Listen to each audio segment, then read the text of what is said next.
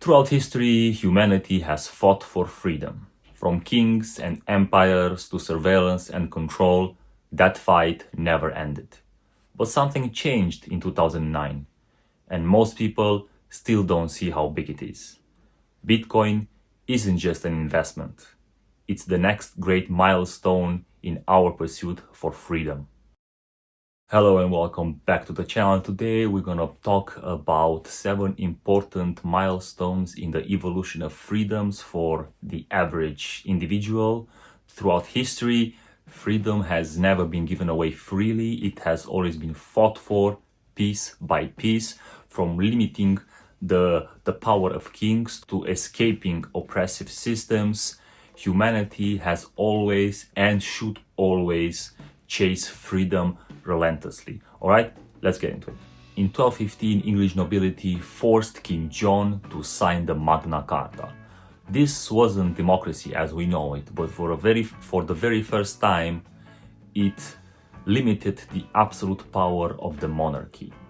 It established the idea that no one, not the king or the crown, were above the law. This was humanity's first step towards individual rights. It promised the protection of church rights, protection for nobility against illegal imprisonment, and access to swift and impartial justice. This meant very little for the average person living back then. It was more of a struggle between the English king and his nobles, but it was very important for English common law, and it paved the way for English Parliament to be formed. Fast forward to the 1600s, the 30 Years' War, fought between 1618 and 1648, ravaged Europe. This war was mainly fought because people got sick and tired of the corruption of the Catholic Church.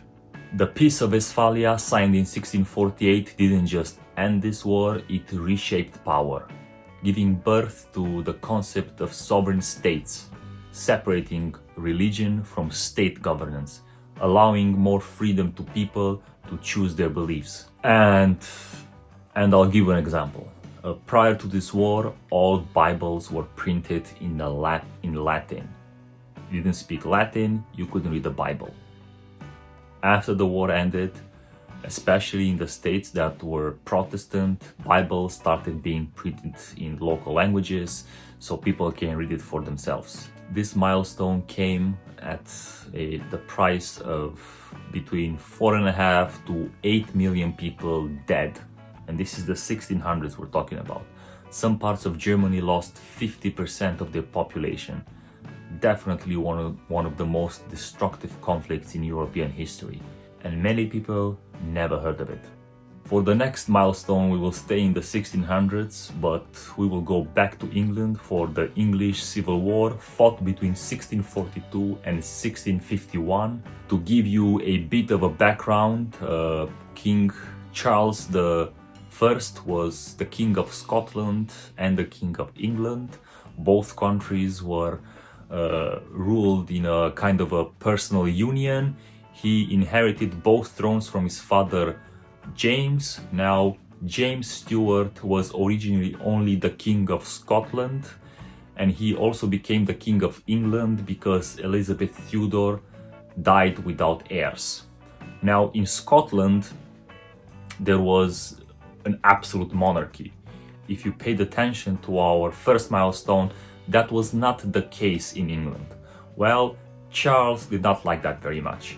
So this led to a series of events and decisions that led to civil war and ended with Charles getting his head chopped off. This war established parliamentary power over absolute monarchy and affirmed the idea that governance and power should be held accountable. By the late 18th century, the American Revolution took these ideas, English common law, and parliament even further, rejecting monarchy entirely. The Declaration of Independence and the constitutions declare that government derives power from the consent of the governed. Individual liberties became central to the new nation's identity, inspiring movements across the globe. I'll give the example of Thomas Paine. Now this guy moved to the 13 colonies, how they used to be called back then, only a year or so before the war broke out.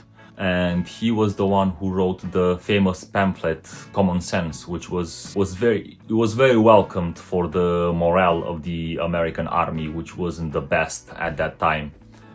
And he is considered to be one of the founding fathers of America.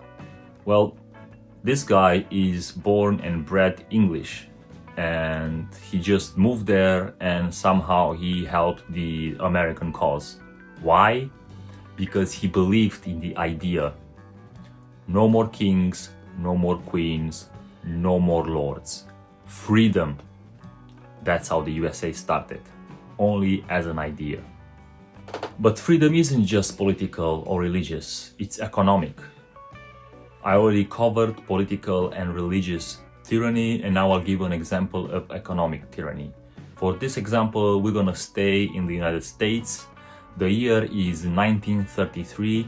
During the peak of the Great Depression, the US President Franklin D. Roosevelt signs an executive order outlawing private gold ownership.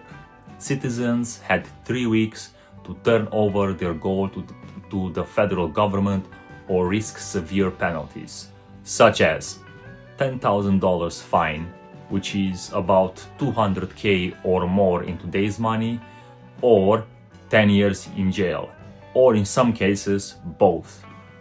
This just shows the vulnerability of traditional wealth when controlled by centralized authorities. Even in a democracy, the government can take your money. Number 6, the internet fundamentally changed the game. For the first time, information flowed freely around the world, breaking down barriers and challenging centralized narratives. Knowledge became accessible, censorship harder to implement, and individual voices could be heard louder than ever before. Think about it, if you're old enough to remember. From mid-90s until now, 30 years, how much the world changed. It's just incredible. The internet truly changed the world forever. And finally, in 2009, Bitcoin emerged. An individual or group of individuals under the pseudonym of Satoshi Nakamoto published the white paper. A decentralized, borderless, censorship-resistant form of digital asset. Unlike traditional assets, Bitcoin has no CEO, no central authority, and a fixed supply of just 21 million coins. It's built on math and code, immune to government interference or inflationary policies. Bitcoin is more than just digital asset. It's economic freedom for every individual on Earth. What started as an idea is now slowly becoming reality. Decentralized finance is here to stay. Bank holidays, brokers, intermediaries, even bank accounts, technically speaking, are no longer needed. All that is required is a digital wallet, an internet connection, and yourself. It gives power to the people, allowing us true ownership over our wealth and future. The journey towards freedom isn't finished, but Bitcoin is a milestone marking a clear path forward. We've always fought for freedom, step by step, and this is our step. The question is now simple. Will you join in this journey towards financial and individual sovereignty, or will you watch from the sideline?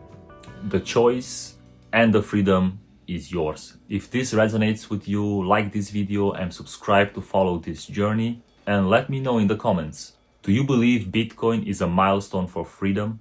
Are you already on this journey, or are you considering taking your first steps? Let me know down below. Thank you for watching, and I'll see you in the next one. Take care. Bye-bye.